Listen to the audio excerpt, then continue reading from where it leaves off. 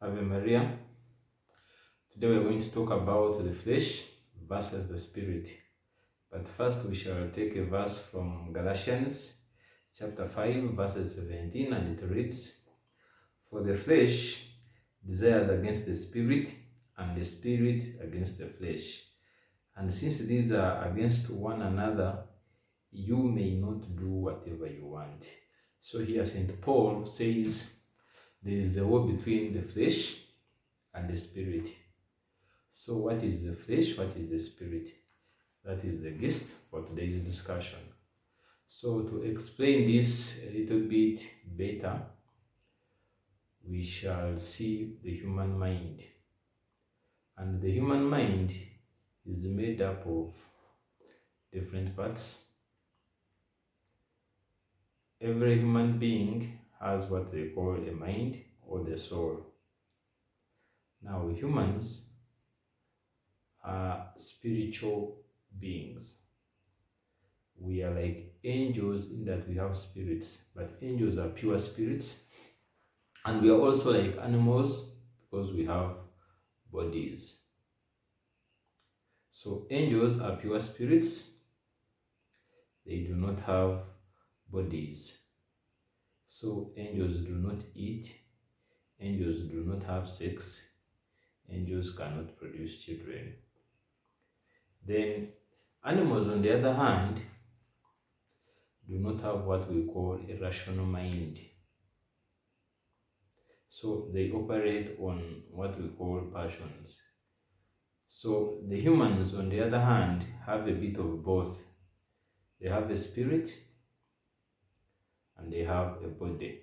So that union between the spirit and the body is what we call the soul. So at conception, God creates a spirit and your parents create a body. So now we shall look at the soul or the mind. The highest part of the mind is called the intellect. And the intellect is basically like your brain, is that part which makes you make a decision on what is good and what is bad. You look at something and you say this is good or this is bad. That is the intellect. Below the intellect is the will. The will is what does the action after your intellect has analyzed it. For example, if you're walking and you meet a puddle of water, of mud water, so your intellect tells you do not continue directing your path because there is a puddle of water. So the will is what determines where you're going to pass, how you're going to sidestep it or jump it. Now, these two parts of the mind, the intellect and the will, are basically, they are part of the spirit, and they can only be influenced by God. The intellect and the will can only be acted upon by God.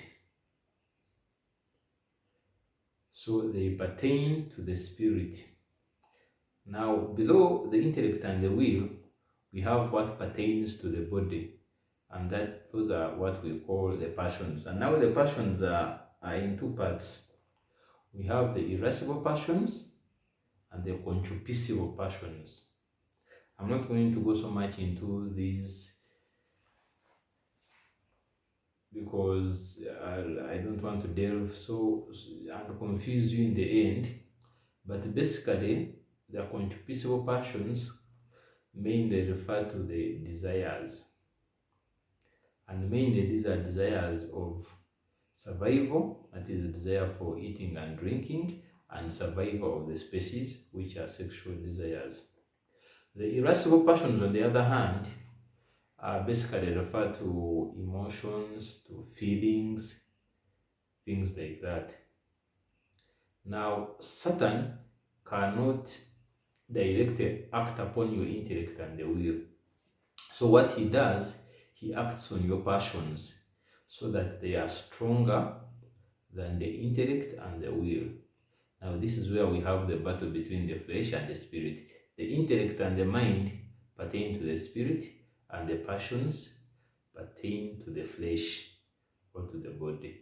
So Paul says, since there is a war between the flesh and the spirit, you may not do whatever you want to do. What does Paul mean here? He means that do not act on your feelings, do not act on your emotions, do not act on your desires. Rather, subject these to the intellect and the will. That is how God made man. When God created Adam, his passions were perfectly under control. They were under the intellect and the will. But since the fall of man, these passions have since gone crazy. That is why we have people with addictions to things like sex, to things like alcohol, to things like food. That means that such people, their passions override the intellect and the will. So they make decisions not based on the intellect and the will, but based on the passions.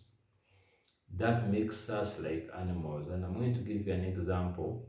For example, a dog. When a dog gets sexual desire, it will mate with the nearest dog. Whether this other dog is the mother, it doesn't want to know. That is how animals work. When a dog wants to eat, it's not going to decide whether it wants to eat meat or something. Whatever is available and eatable, it's going to eat. Now, human beings are different. We do not act like that. You can get sexual desire, but you will first ask yourself, should I sleep with this person? Is this person my wife?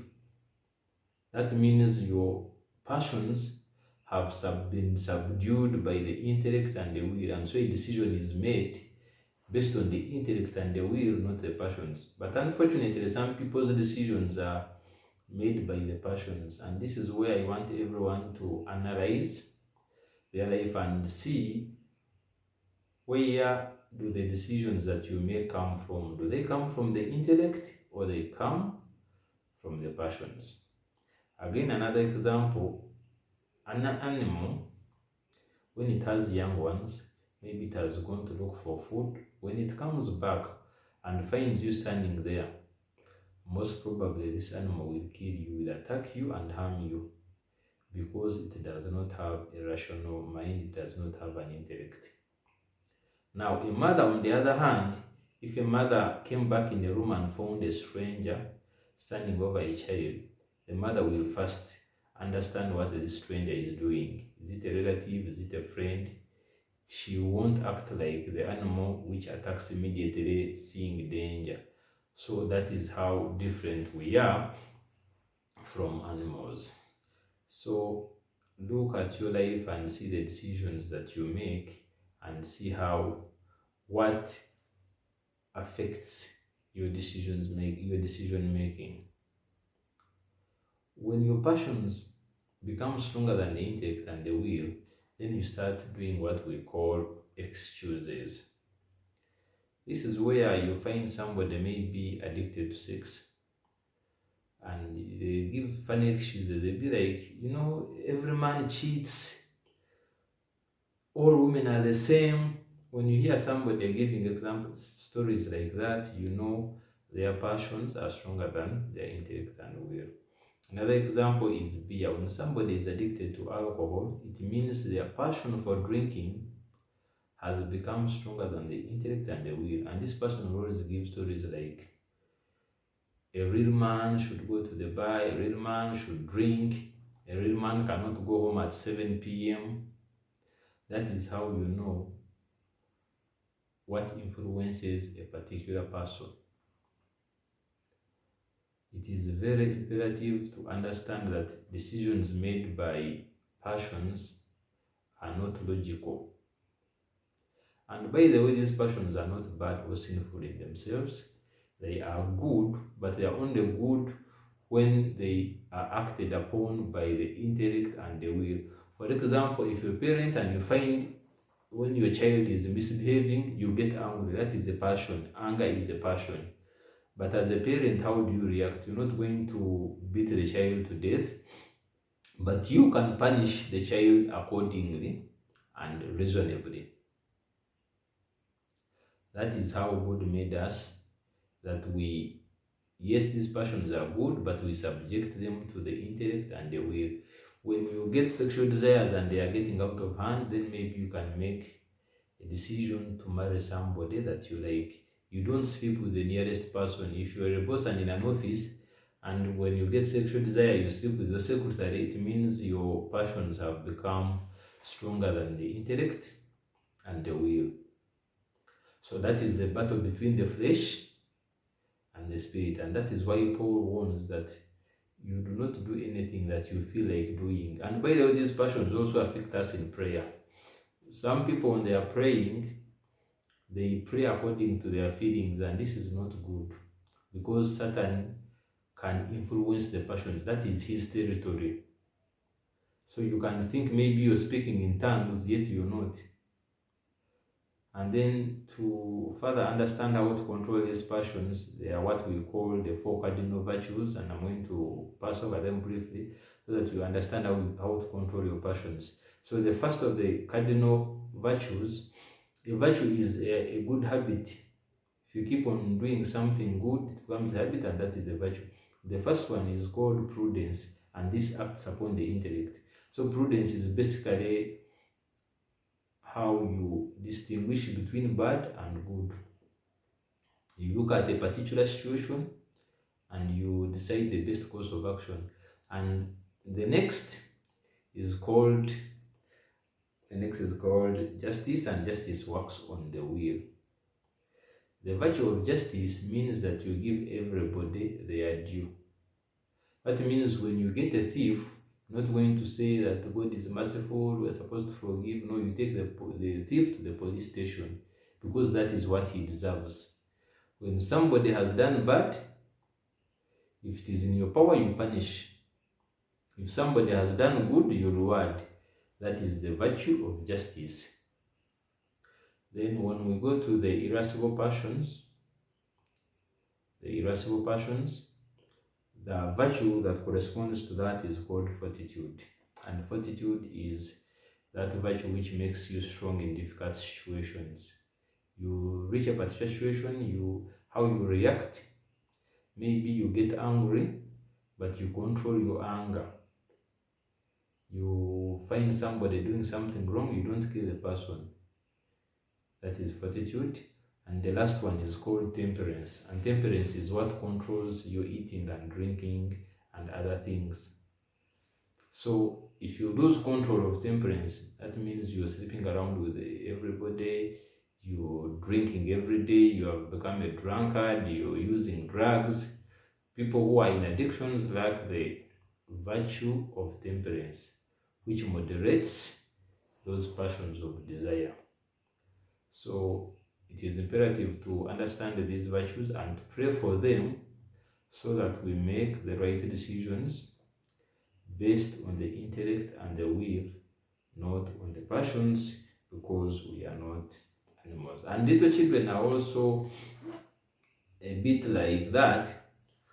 When a child is below the age of reason, which is around, I think, 7 years, most probably that child reacts or makes the decisions based on the passions, not because the intellect and will are not developed. And that's why in the Catholic Church we say that if a child dies before that age and that child is baptized, they automatically go to heaven, because they cannot commit a mortal sin, because they do not have the intellect to know what is right and what is wrong. So thank you very much for following this channel, for supporting this channel, and please keep on supporting this channel by subscribing. You tap on the word subscribe, which is red in color, and it becomes subscribe. Then you can also share with your friends. God bless you, and thank you very much.